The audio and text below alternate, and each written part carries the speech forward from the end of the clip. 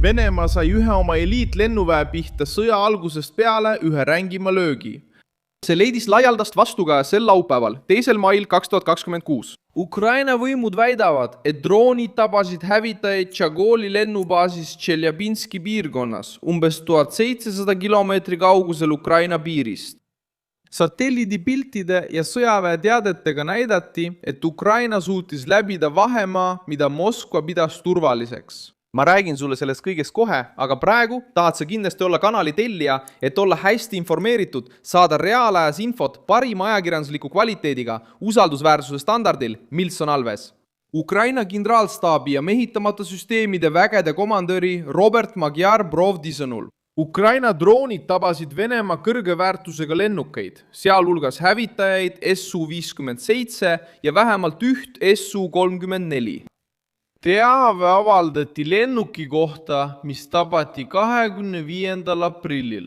Ukraina, nagu ta sellistel juhtudel tavaliselt teeb, püüdis operatsiooni avalikku mõju vähendada, kuid satelliidipildid ja hilisem liikumine baasiplatsil seadsid Moskva versiooni tugeva kahtluse alla. Peamine punkt on lihtne. Su-57 ei ole tavaline lennuk Vene õhujõududes. Moskva esitleb seda kui oma 5. põlvkonna hävitajat. Nende varittehnoloogia näidis. Nende vastus Ameerika Ühendriikide arenenud mudelitele nagu F-22 ja F-35. Sellest hoolimata on Venemaal neid lennukeid vähe. Viimased hinnangud näitavad, et operatiivne lennukipark on piiratud arvuga, samas kui teised hinnangud räägivad 32–42 ühikust, mis on toodetud või erinevas seisukorras saadaval. See tähendab, et iga kaotus või tõsine kahjustus ei ole ainult sõjaline kaotus, vaid ka otsene löök võimu kuvandile, mida Kreml püüab müüa. Ja just selles seisnebki rünnaku kaal. Ukraina ei sihtinud ainult rada, ladu ega kõrvalstruktuuri. Sihtmärgiks oli sümbol. Su-57 on kallis, seda on raske toota. See sõltub sanktsioonide all olevast tööstusahelast ja seda ei saa kiiresti asendada. Kui sellist tüüpi lennuk saab maapinnal kahjustada, on kahju suurem kui pildil nähtav kere. Riigi jaoks, mis püüab näidata kontrolli. Absoluutne kontroll oma territooriumi üle. Kui droonid jõuavad Uuralite lähedale, on see häiriv märk. Rünnak viidi väidetavalt läbi kaugmaa droonidega, osana strateegiast, mida Ukraina on kasutanud, et kurnata Vene sõjamasinat rindest kaugel. Kiiev on panustanud sihtmärkidele, mis kahjustavad logistikat, lennundust ja sõja rahastamist. See strateegia ei nõua sel hetkel territooriumi hõivamist. Selle eesmärk on midagi muud. Sundida Venemaad õhutõrjet laiali paigutama tohutule alale. Kaitsta samaaegselt rafineerimistehaseid, baase, tehaseid, sadamaid ja sõjaväe lennuvälju. See kulutab ressursse, tekitab sisepinget ja jätab üha selgemad lüngad. Tšagu baas asub Tšeljabinskis, piirkonnas, mis on kaugel otsestest lahingutest Ukrainas. Just see teebki rünnaku nii tundlikuks. Miks? Ta püüdis jätta mulje, et Venemaa sisemaa on turvaline tagala.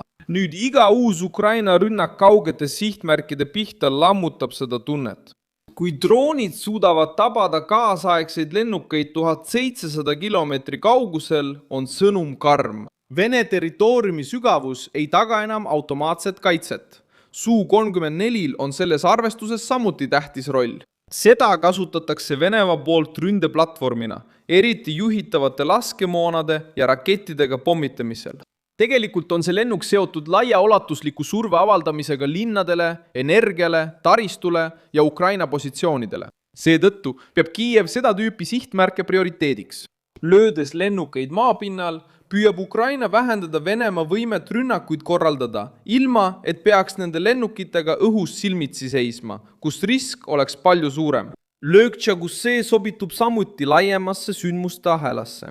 Viimastel päevadel on Ukraina taas rünnanud energiataristut Venemaal. Tuapse sadamat ja terminaali Mustal merel tabati 4. korda veidi enam kui 2 nädala jooksul, teatasid Associated Press ja Reuters. See koht on oluline Venemaa naftavoogude ja tulu jaoks, mis aitab Moskval sõda üleval hoida. Rünnakute kordumine näitab, et Kiiev ei soovi põhjustada vaid üksikuid kahjusid. Nad tahavad avaldada pidevat survet, tabades Kremli rahakotti, logistikat ja enesekindlust. Venemaa vastas sellele uute rünnakutega Ukraina vastu. 1. mail alustas Moskva suurt pealetungi droonidega, tabades selliseid piirkondi nagu Ternopil, Tšerkassa, Vinnutsia ja Odessa. See fakt näitab, et sõda on jõudnud püsiva õhulise kurnamise faasi, kus droonidest on saanud mõlema poole keskne tööriist.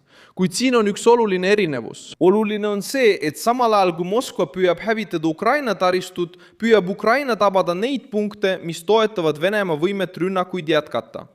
See on põhjus, miks rünnak Tšagulis omab nii suur poliitilist kaalu. Ukraina püüab näidata, et Venemaa võib küll lüüa, kuid teda saab tabada ka sealt, kus see kõige rohkem haiget teeb. Ja antud juhul ei olnud sihtmärgiks suvaline rajatis. Sihtmärgiks oli Venemaa tipptasemel lennuvägi. Just nimelt see sektor, mida Moskva kasutab maailmale näitamiseks, et ta on endiselt sõjatehnoloogia tipus. See arusaam mõjutab liitlasi, relvaostjaid ja ka Venemaa enda juhtkonda.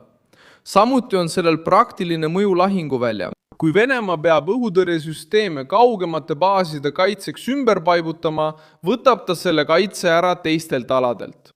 Kui lennukeid tuleb hoida suletud angaarides, muudab see kiirete operatsioonide läbiviimise keerulisemaks. Kui tuleb remontida keerulisi lennukeid, kulub selleks varuosi, tehnikute aega ja spetsialiseeritud tööjõudu. Vene sõjas loevad need detailid. Võit ei tule ainult ühest plahvatusest. See tuleb kulude kuhjumisest, mida vaenlane ei suuda samas tempos tasa teha. Viimase aja kogemus kinnitab seda teed. 2025 aasta juunis oli Ukraina juba läbi viinud operatsioon Ämblikuvõrgu, rünnaku Vene baasidele, mis tabas strateegilisi pommitajaid, mida kasutati kaugmaarakettide tulistamiseks. 2025 aasta juunis. Ukraina oli juba 2025 aasta juunis läbi viinud operatsioon Ämblikuvõrgu, mis tabas Vene baase ja strateegilisi pommitajaid, mida kasutati kaugmaarakettide tulistamiseks. See oli tegevus Vene strateegiliste pommitajate vastu, mida kasutati kaugmaarakettide tulistamiseks. Ukraina tabas juunis Vene pommitajaid, mida kasutati kaugmaarakettide tulistamiseks. Juunis viis Ukraina läbi operatsiooni Ämblikuvõrk, mille käigus rünnati Vene pommitajaid. Juunis viis Ukraina läbi operatsiooni Ämblikuvõrk, mille käigus rünnati Vene strateegilisi pommitajaid, mida kasutati kaugmaarakettide tulistamiseks.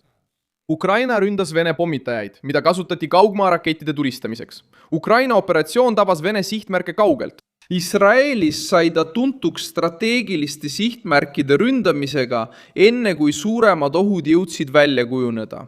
Ameerika Ühendriigid kasutasid kaugmaa operatsioone, et hävitada juhtimiskeskusi, radareid ja sõjalisi rajatisi enne suuremate kampaaniate alustamist. Loogika on sarnane. Ei piisa ainult rindel sõduritega võitlemisest.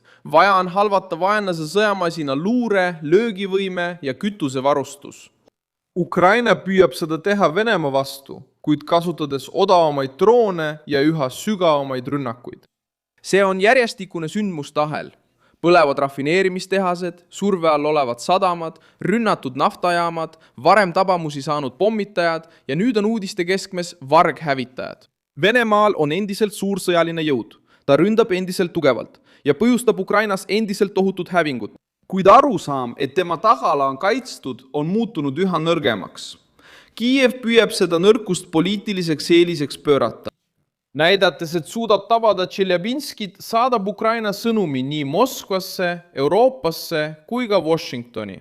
Moskvale ütleb see, et sõda võib naasta Venemaa territooriumile. Euroopale näitab see, et sõjaline ja tehnoloogiline abi annab tulemusi. Washingtonile kinnitab see, Ukraina suudab endiselt üllatada ja vähendada Venemaa võimekust isegi pärast aastaid kestnud sõda. Rünnak näitab samuti muutust droonisõjas.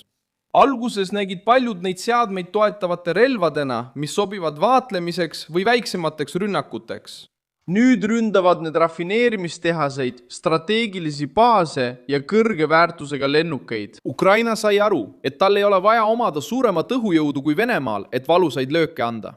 On vaja leida nõrkusi, valida õiged sihtmärgid ja korrata lööki seni, kuni Moskva on sunnitud end igast nurgast kaitsma. Sõda jätkub, kuid seekord oli sõnum karm. Putini õhujõudude pärl ei tundu enam Venemaa enda sees nii turvaline.